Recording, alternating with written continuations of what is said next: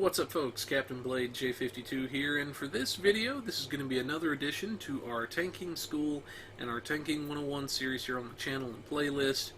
And you can see the topic already here on the screen, which is the tanking spectrum. Now, I wanted to cover this for a variety of different reasons. One of which is that in Star Trek Online, tanking is not plain black and white, as there's several types of tanks that exist within the game. And in addition to this, Star Trek Online doesn't really have cookie-cutter types of building, like some other games such as Old Republic, World of Warcraft, and some similar types of games may have. Now, some of those games may have, a one-size-fits-all approach or a set-in-stone, winner-take-all best type of setup for some of their classes, some of their characters. Let's say, for example, you wanted to be a wizard. They might give you a toolkit of 5 abilities and say, okay, this is the 5 abilities you have, this is when you're going to want to activate each one of them, this is the type of gear you're going to pick up, the stats you're going to pick up on the gear, and on down the line, so have fun. Star Trek Online doesn't really do that, and they have a lot more flexibility with their building system than some of the other games do. Now, in Star Trek Online, there's no such thing as a winner-take-all best ship, or best build, or best energy type, etc. Now, there are certain ships, certain energy types, and items that will give more advantages towards certain types of builds than others, but that's where what is best, quote-unquote, ends. You could have, for example, a drain build, and your goal is to drain as much from the enemy as you can and leave them in a broken-down mess and heap. Now, you could have that build based in anti-proton, certainly. And it would perform okay, but if the goal is to drain as much as possible, then you're going to get more mileage out of the build if you used something like Polaron for its power drain, or Tetrion for its shield drain than you would for anti-proton. So if the goal is pure drain, you'll get more out of it using your Polarons or your Tetrions than you would anti-proton. That's just one example of where certain energy types and items can lend more advantages to certain types of builds, and where what is quote-unquote best actually ends. Now, understanding the tanking spectrum will help you understand how each of the varieties of tank work in-game, and some of the more technical bits of tanking itself. Now, to give a couple of quick examples, there's 2 types of tank that we're going to utilize for this really quickly, and we're going to touch base on this more once we get deeper into the video. Now, first up, we have our short engagement tanks. Now, these guys are designed for shorter duration battles, shorter duration queues, and because of that, they may focus a bit more on their firepower to end a fight early versus investing in more survival type side of tanking. Now, the potential downside to these guys is they're at a disadvantage if a fight starts to drag out very long or for too long, because they're not going to have as much in the survival side of things versus some of their longer duration counterparts. And the shorter engagement types of tanks you're going to find in some that end really quickly, don't really have a lot of dedicated defend this objective for X amount of time timers.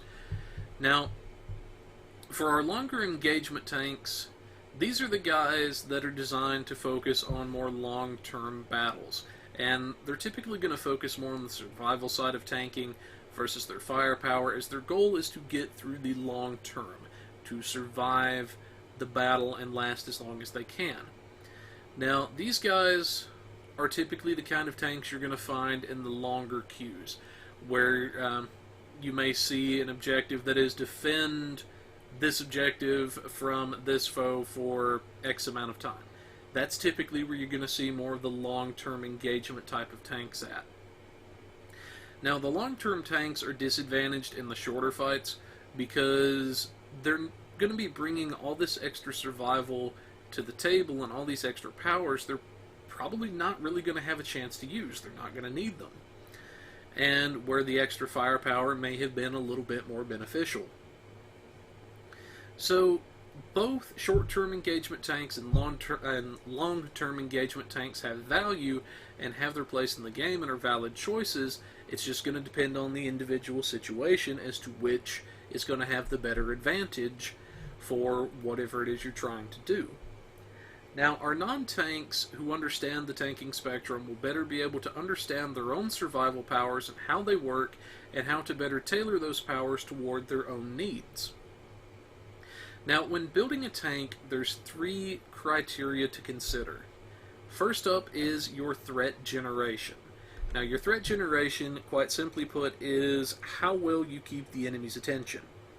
In games like Star Trek Online, like World of Warcraft, Old Republic, and some similar games, the chief way the game determines who a foe is going to attack is by who has generated the most amount of threat, or aggro as it's called. Every attack that you do, as well as certain abilities and certain activations you throw out there, are going to generate threat. It's going to make you appear more threatening to the enemy, which is why it's the goal of the tank to make sure they're the ones that have the most threat, have the most aggro generated, so that the enemy is focusing on them instead of the team. Now, the tank also typically has the most defense ability within a group, and are able to survive the hits a lot better than the rest of the team. So if your goal is to be a tank, you want to make sure you're able to keep the enemy's attention. Now, you have a wide variety of ways to do that. Now, here's just a couple of examples of some abilities and ways you could go about generating threat. Now, we're going to assume, for sake of argument, just to keep things simple for people, for the duration of this video, that 1 point of threat is equal to 1 point of damage generated. Now, the actual number isn't exactly a 1-to-1 ratio, but just so people can understand it better, we're going to assume, for sake of argument, that it is. Now, first up, we have our torpedo spread, which is going to fire multiple torpedoes at multiple targets. Now, the torpedo spread type of ability is, or a weapon enhancement, is going to allow you to generate more threat, because it's going to allow you to use or generate multiple attacks beyond just the normal firing modes.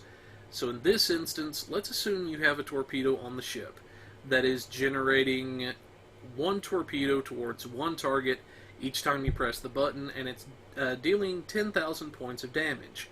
So that would equate to, for sake of argument, 10,000 points of threat generated. That's okay, but if you want to generate additional threat, you could call on the torpedo spread, which will say, just to keep it simple, generates 2 torpedoes per target and attacks up to 3 targets. So if you've got 3 targets, you hit your torpedo spread. Now, instead of 1 torpedo dealing 10,000 to 1 target, you're sending out 6 total torpedoes, each one of them dealing 10,000 damage apiece to 3 different targets. And now, instead of only 10,000 damage and 10,000 threat to 1 target, you have now generated a total of 60,000 threat and 20,000 points of threat to each of the individual targets. So you generated more overall threat by generating more overall attacks. Now, in addition to throwing out more attacks, you can also generate more threat by changing your damage multiplier, or doing something to increase that damage multiplier for a time. This is where something like emergency power to weapons might come into play. It's going to give you a large category 2 boost to your energy weapons and your weapon power for a time. Now, for those people that are wondering what the difference between a Cat 1 boost and a Cat 2 is, this is a really simple explanation. Your Category 1 is going to buff your base damage multipliers. So it's going to buff the base damage of an item, like a tactical console that gives plus 30% phaser damage. That's going to increase the base damage of your phasers by 30%. Then your Cat 2 buffs are going to buff the final damage value. So a Category 2 buff is something that may say plus 30% bonus phaser damage. So that's going to buff the total amount of phaser damage you're doing instead of just the base phaser damage. So if a Cat 2 buff says plus 30% bonus phaser damage, it truly means 30% phaser damage. So In this instance, something like emergency power to weapons is going to help you generate more threat because it's changing your damage multiplier. And if we're assuming, again for sake of argument, so it's easy to understand, that 1 point of threat is equivalent to 1 point of damage generated, this is going to change your damage multiplier, letting you do more damage, ergo more threat generated.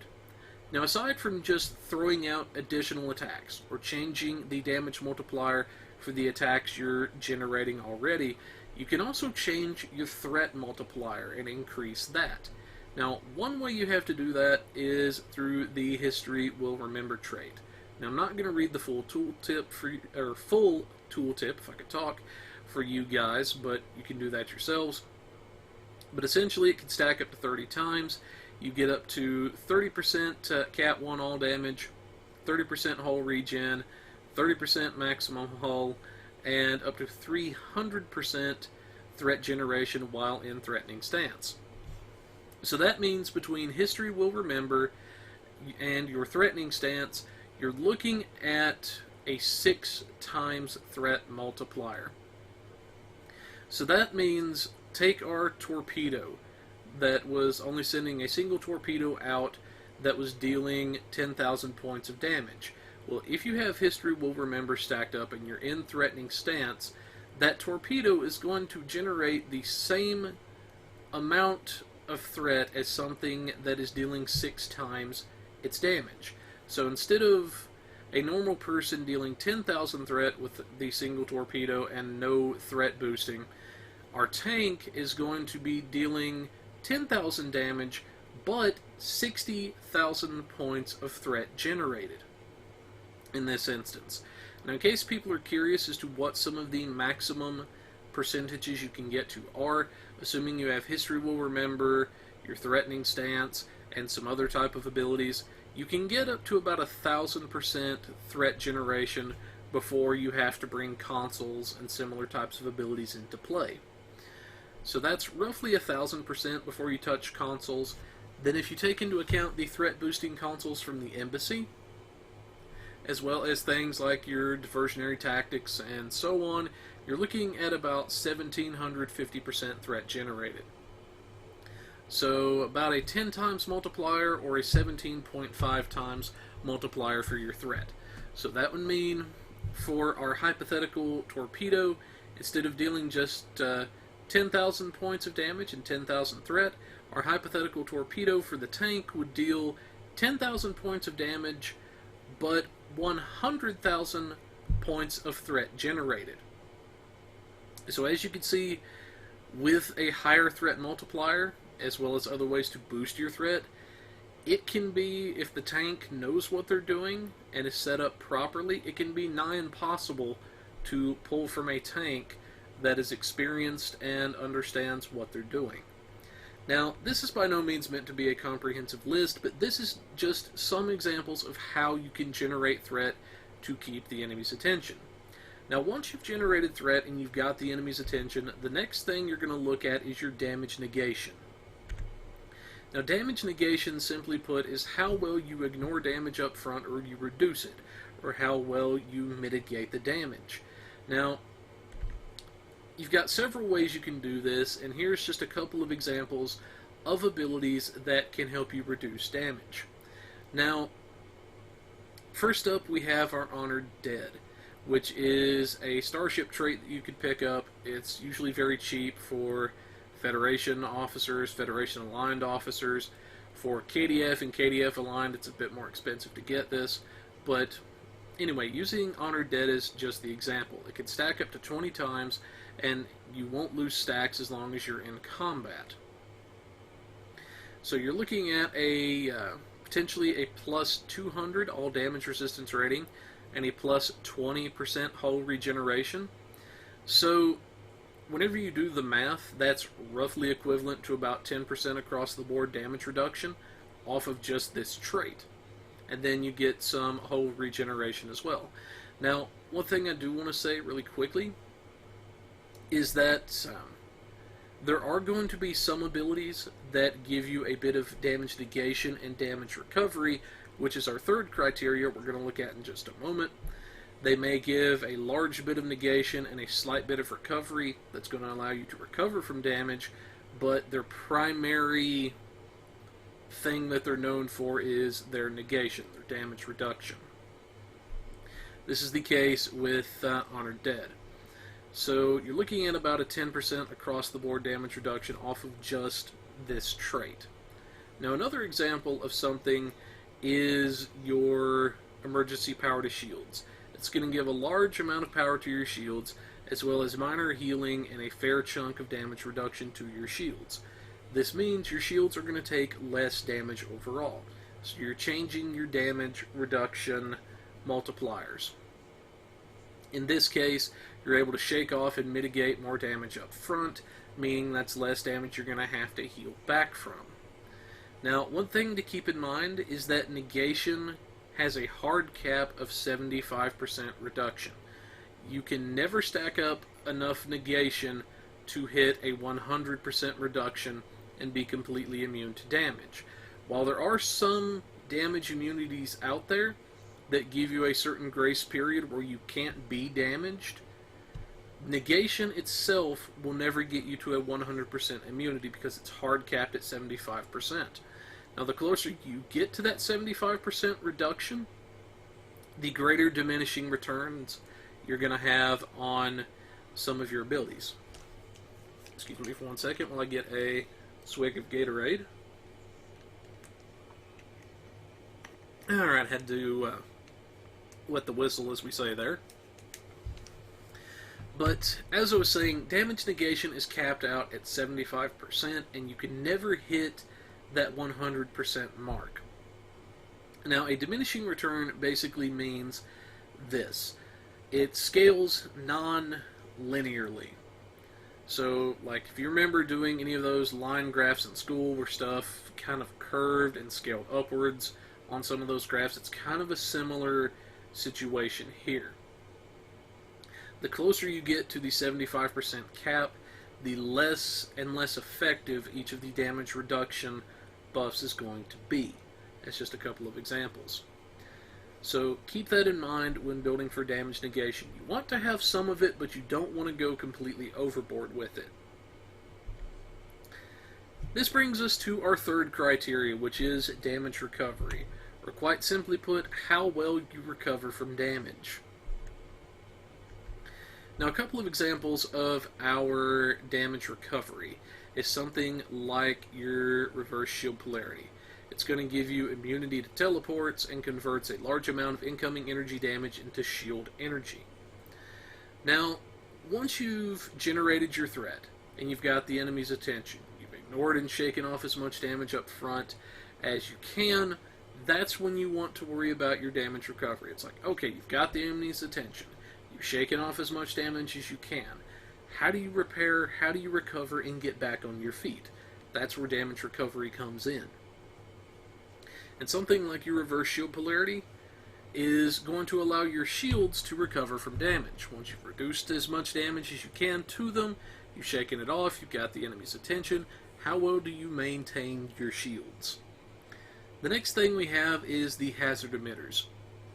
It's a heal over time effect that purges debuffs like Borg Plasma Fire and grants a minor damage reduction while active. Now, hazard emitters is one of those abilities that can also, to some extent, fall into the negation category because it does grant a minor damage reduction. However, the thing that it's most prevalent for, that is the strongest thing that it does, is its heal over time effect.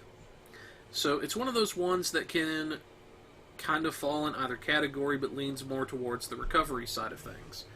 So anything that allows you to heal or to recover from damage can be considered recovery. Or could potentially fall into the category, I should say. So that's some examples of each of the three things. First, you want to get some threat. You want to make sure you get the enemy's attention. Then you want to try to shake off as much damage as you can up front. How well can you reduce the damage that you're having to deal with and recover from?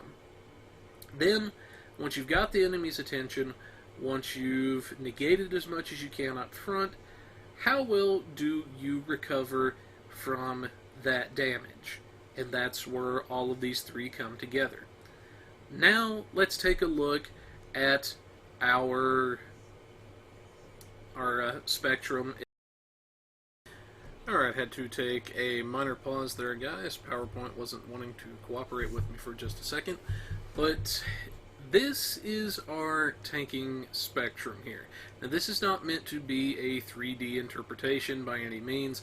This is actually a flat 2D representation that we're using for our tanking spectrum. And you can see 4 different dots that are actually on the map, as well as color-coded by their descriptions. Now, first up here, we have our threat generation, which is how well you draw threat, or you draw aggro, and you keep the enemy's attention. Then we have our damage negation, which is how well you reduce or ignore damage. Then we have our damage recovery, which is how well you recover or heal from damage. And our last point is our balanced point. Now, at the balanced point, you have all 3 aspects of tanking in a balance on the build without shortchanging your build in any one area or the other. So all 3 of them are equally represented when you're at the balanced point. Now, you can actually slant your build towards one side of the spectrum or the other without screwing yourself over. So let's go ahead and look at some of these builds. And you can see here 4 additional dots for where I would place some of these builds on the spectrum. Let's go ahead and bring our information up here. And you can see I color-coded each, or not color-coded, but number-coded each one of them so that it's easier to link it up with the description and see what each one represents. Now, we're going to look at our 4th dot first because it's the easiest one to explain. And that is your off-tanks. Now, your off-tanks, which would be right about here on the spectrum, are the guys that focus more on threat and their damage and not so much on the survival side of tanking. Now, they prefer more damage to end a fight early versus extra negation and recovery for some of the longer battles or that might be involved in the balanced approach of tanking. Now, these are typically more of your short-term engagement type of tanks. If you're going into a queue that you know is going to be really short, or like especially some of the high-end DPS runs, typically if they're running with a tank, most of the time I've seen it's going to be an off-tank. It's not going to be per se a full-on tank. So that's where your off-tanks would exist. These guys are typically more for your short-term engagements. They focus more on their threat, not necessarily so much on the survival side of things. Then, of course, here again, you have our balance point, which is where all 3 aspects of tanking would come together and be equally represented on a build. Then, just below our balance point here, you can see we actually have 3 points. Now, this is when you start getting into threat tank territory. Now, Counter YOLO actually touched base on this in one of his videos previously when he was addressing the tanking spectrum. Now, one part that I think needed a little bit more explanation is the threat tanking side of things. Now, somebody that is more of a threat tank would be Counter YOLO. If you want to see somebody that is a threat tank, they focus more on the survival side of things, not necessarily so much on the firepower. He's a good guy to check out. Now, there's actually 3 types of threat tank that I see. First up is our number 1 dot right here. These are the threat tank ends. Now, these tanks focus more on threat from their abilities and more on negation versus recovery. They typically have the minimum threat required to keep aggro, and they forego more healing in favor of negation to ignore damage from the start. Now, an example of a negation type of threat tank. You might see those guys in some of the queues where the bosses or the enemies throw out a lot of high damaging attacks, but they don't do it as often. So whenever the enemies attack, it's a high damaging attack, but you have enough time between each attack to build yourself back up, so you don't need necessarily as much healing on the build. That's where you're going to see more of a negation type of threat tank in a run. They may throw out some, where bosses throw out high damaging attacks, but there's enough time between each of the attacks to heal yourself back up and be ready for the next hit, with just a few abilities versus having need of more recovery on the build. Then for dot number 3, these are the exact opposite of the threat tank N's, and these are the threat tank R's. Now, these types of tanks focus more on threat from abilities more than they do their damage, and focus more on recovery versus negation. Now, these guys value being able to bounce back from damage versus relying more so on negation. Now, an example of where you might see a recovery type of threat tank or a threat tank R would be in a queue where there's a lot of little, smaller, minor attacks going out all the time. Like if they're just constantly peppering you. Not really going nuclear per se, but there's just enough attacks to keep, to keep dinging you. Like if some kid was to throw a rock at a little tiny pebble at a pane of glass or something. Not enough to break it, but just enough to where it could potentially damage it without it being reinforced. That's essentially where you might see a threat tank R come into play. It's where there's a lot of, maybe damage over time effects, and where you don't need as much negation. That's where you might see a threat tank R come into play. Then, I saved the second dot for last because this is where you have the threat tank Bs. These guys focus more on threat from abilities more than they do their damage, while keeping a balance of negation and recovery in the build. Now, a threat tank B is more what I would consider counter YOLO gaming. If you want an example of somebody that's a threat tank, especially a threat tank type B, that's where I would put him at on the spectrum, would be right about here. Because from what I've seen of the guy's builds and some statements I've heard him make, is he doesn't really go for the balanced approach, more like what I do. He tends to favor the survival side of things a bit more, not necessarily focus as much on firepower, but he still has the threat generation he needs to keep threat, but focuses more on survival. And if I had to put him on the spectrum, that's where I would put him at, would be around this second dot here. He typically, that I've seen of his builds, keeps a balance of negation and recovery. And an example of where you might see a threat tank B would be, no pun intended of course, a queue or a type of event where it's a longer duration battle. It's more of a situation where there's equal parts of damage going out and like equal high damaging attacks and more peppering type of attacks going out. So you want to kind of have a balance of negation and recovery in that regard. You don't really want to slant towards recovery or negation. You kind of want to hug that middle line, if that makes sense. So that's kind of where I would put him on the spectrum. But that's the 3 different types of threat tanks that exist, as well as our off tanks. Now these are some of the ones that you can do. You can slant your build towards one side of the spectrum or the other without screwing yourself over or becoming unbalanced. And you don't have to do a pure balanced approach like I do. Like I said, if you want to go for one of these types of tanks, you want to go more towards the off-tank territory or towards the threat tank type of territory, you can do just that, and you can do just fine. As far as to which one is going to be best, well, that depends on what you like to do, your given situation, and your overall goals. Now, the next thing we have are the extremes of the tanking spectrum.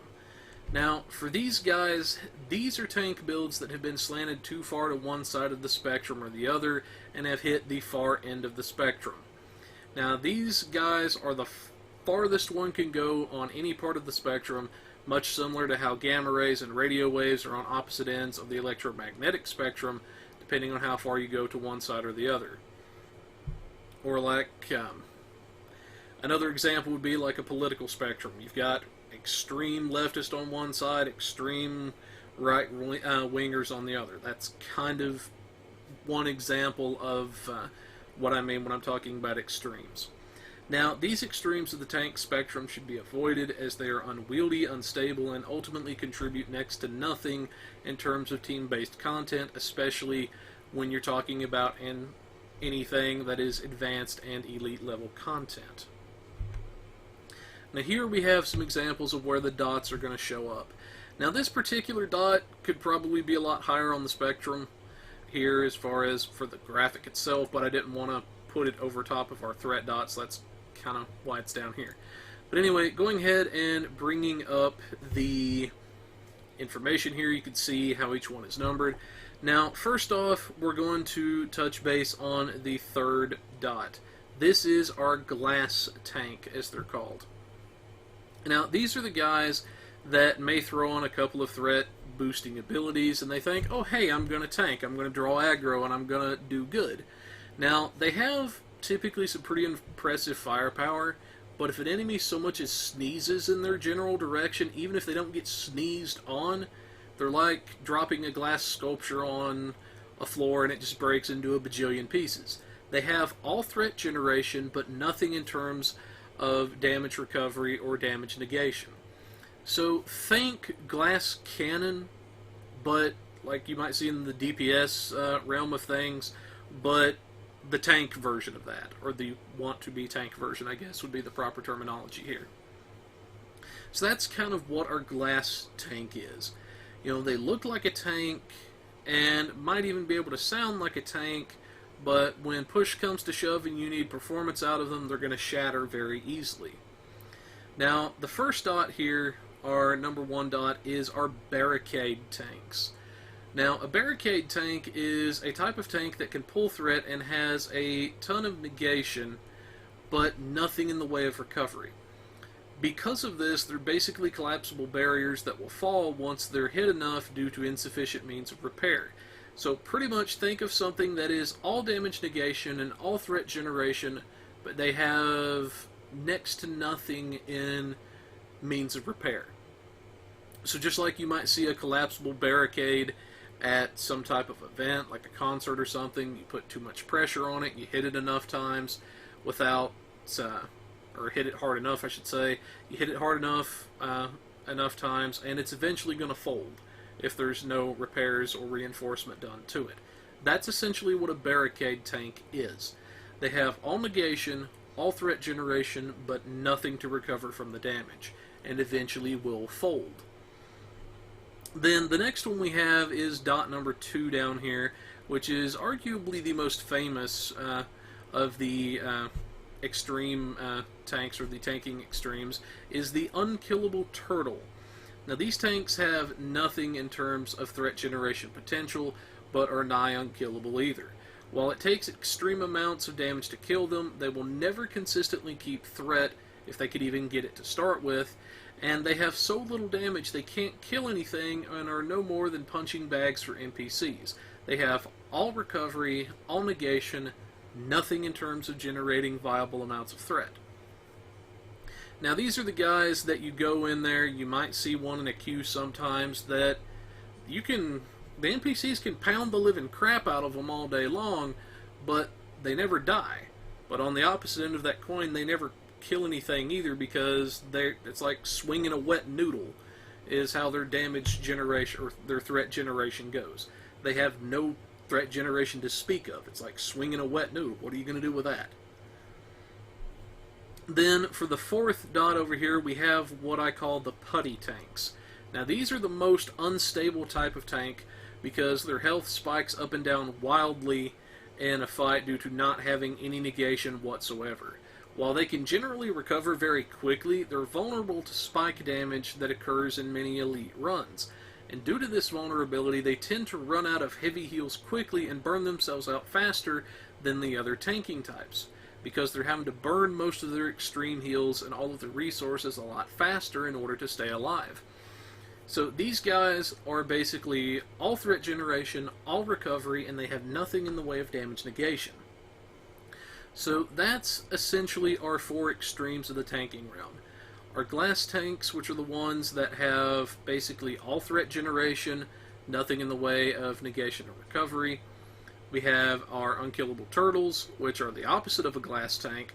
They have all negation and all recovery, but they have no way of generating viable threat. Then we have our barricade tanks, which are again basically like a collapsible barricade. They have nothing in the way of damage recovery, but they have all the negation and all the threat they need, but will eventually fold since they can't repair or reinforce themselves. Then once again, our putties, which are basically the most unstable of the tank types, that they have pretty much buttloads and buttloads of recovery, ways to repair themselves, but they burn through that so quickly because they have no negation to speak of. Now, of the four extremes, I would actually rate the barricade tank as the strongest of the four extremes because they have good negation, or they have really, really great negation and pretty good threat, but the one thing that holds a barricade tank back is they don't have sufficient means of repair. If they had sufficient means of repair, then they would be doing a lot better. A barricade tank, in my opinion, is the easiest one to pull yourself out of and to reorganize from, whereas the other three can be a bit more resource intensive, if that makes sense. Now, moving on to some of the common pitfalls to avoid when it comes to the tanking spectrum and tanking in general. Having all engineering consoles made into armor consoles. Now, armor consoles and resists, the reason you don't want to do this, and we've all done it at least once. Heck, I did it when I started out because I didn't know any better. And I thought, okay, I just slap these armor consoles on here, I'm going to get a really large damage reduction, and I'm not going to need, as much in the way of healing and stuff. So, our armor consoles and similar damage reducing abilities, our damage negation, again, has diminishing returns the closer you get to the 75% reduction cap. Now, the reason you don't want to do this is because the more resistance values you have, the less and less effective it's going to become as you approach that 75% cap. So, assuming that you have 5 armor consoles on the ship, typically the way I was always told the numbers break down is this. Typically, the first armor console is going to give you face value. If it says it's going to give you 50 damage reduction, it's going to give you that 50. Then the second console is typically going to give you 50% of face value. The third console is going to give you 25%. The fourth console is going to give you 10%. And then the fifth console, depending on where you're at, is going to give you maybe 5% of face value or even a big fat 0, depending on what you're at for damage reduction. So, 1 armor console is fine. 2 is okay, but beyond that, you don't need more than that. And with all the things you have today in game, there's a lot of ways you can call on damage negation when it's needed without having to overstack yourself on armor consoles. Now, having, 1, maybe 2 of them is fine if you absolutely want to have it, or you feel like you're a little squishy without it, or maybe you don't have access to some of the traits that could give you some of this negation, then, 1 or 2 armor consoles isn't going to hurt. But you don't want to go over 2. The next thing I see quite a bit is overstacking hull and shield capacity. Now, what I mean by that is people that they stack their hull and shield capacity up to ridiculously high levels, and just as a hypothetical, let's say somebody stacked their hull and their shields up to 250k hull and 250k shields. Now, that's cool that they're able to do that, don't get me wrong, but in terms of viability in combat, it's not really going to help them that much. If capacity pretty much isn't as important as the ability to maintain it is. If you can't maintain a higher capacity, then it doesn't really help you, and it's basically a countdown to your death at that point. So if our hypothetical person that had the 250k shields and the 250k hull can't maintain those levels through negation, recovery, and so on, it's not going to help them. Whereas having, say, 100k hull and 20k shields and being able to keep those capped off would benefit them a lot better, because they're not able to maintain that higher capacity that's wasted resources that they could be using elsewhere in the build. Another thing that I see commonly is somebody saying, well, only insert preferred ship here can be a tank. The common myth people have that only certain ships can tank, and that's actually not true. Any Tier 5U, Tier 6, and even several of the Tier 4 ships in game can tank in today's game. What's going to matter is what way you need to build the ship in order to have a balanced approach. If a ship has decent threat-producing potential and decent negation built into the ship, then you're going to want to supplement with a bit of recovery. Likewise, if it has a really high bit of threat generation, but not a lot of negation and recovery, that's where you're going to want to build to compensate for the ship's weaknesses, and so on. I have yet to see any T5U, and especially Tier 6, ship that can't be made into some kind of a tank. Now, they may not be my personal cup of tea. There are some ships out there that I have tanked with that I'm not really that fond of, but I was in fact able to tank with them. In fact, a prime example of a ship that I was able to tank with that I was pleasantly surprised by was actually the little Fleet Aquarius. As tiny as that little thing is, it makes a viable tank, and you can in fact tank with an Aquarius. So it just really depends on how you build the ship, what you load it with, and how you fly it. I like to think of most ships today as like turtle shells with varying base properties among the shells, such as your bridge officer seating, your console, slots, that sort of thing. It's not necessarily what the shell itself has, as much as what you load it with and how you use the shell that determines its effectiveness. The next thing, overstacking hull and shield regeneration consoles. Now these are the ones that say plus 6% to shield regen, that sort of stuff. While these consoles boost your passive regeneration, there's stronger buffs and benefits out there, and these only work for like the base healing of like so many shields per 6 seconds for minor boosting. Now overstacking these gets towards putty territory. You're overstacking your heals and you're not necessarily investing much into your negation. Much similar to how the stacking all armor consoles leads toward barricade territory, overstacking the hull and shield regeneration consoles leads to putty territory. Finally, the last one that I see quite often is increasing DPS is the best or only way for a tank to increase threat. Now I see this one quite a bit, where some people make the common mistake of thinking, well, tanking is all about threat generation. No, that's not really true. Increasing damage output is, yes, an easy way to increase threat generation, but it's not the only way it can be done.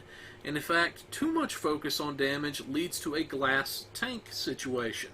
If you're so focused on damage that you don't take time to invest in the recovery and negation sides of things, then you're gonna have a glass tank. It might be able to pull threat, but once it pulls threat, they're gonna kick you in the nads, and then you're gonna be on the floor and no use to your team. So increasing damage output, yes, is a very easy way to increase your threat generation, but you can increase your threat generation through a number of ways, as we looked at earlier, such as weapon enhancements, by changing your damage values in terms of multipliers, and by changing your threat generation multipliers. Just to put this into perspective before we wrap up here, if we assume that 1 point of threat generation is equivalent to 1 point of damage generated, if you have a tank that is doing 100k DPS, and he's using the 1000% multiplier for his threat, that would mean if somebody wants to pull from that tank, they're going to need to generate up to 1 million, and sustain it, 1 million points of DPS to pull from that tank. Now, again, I know it's not a 1-to-1 conversion ratio, but again, we've been assuming that it is, just to put that into perspective for people. So that's a couple of the things there. Tanking isn't purely about DPS, although being able to generate damage to in turn generate threat is an important part of it. It's not the chief focus of it. So pretty much you need things in some kind of semblance of a balance. You can tilt it more towards one side of the spectrum or the other, and you don't have to have a pure balanced approach like what I like to have, but you do need at least some negation and some recovery in the build if you intend to survive and not be a glass tank. But anyways, folks, that's what we've got for our video. I hope you guys have enjoyed this, and I hope this has been useful for you guys out there.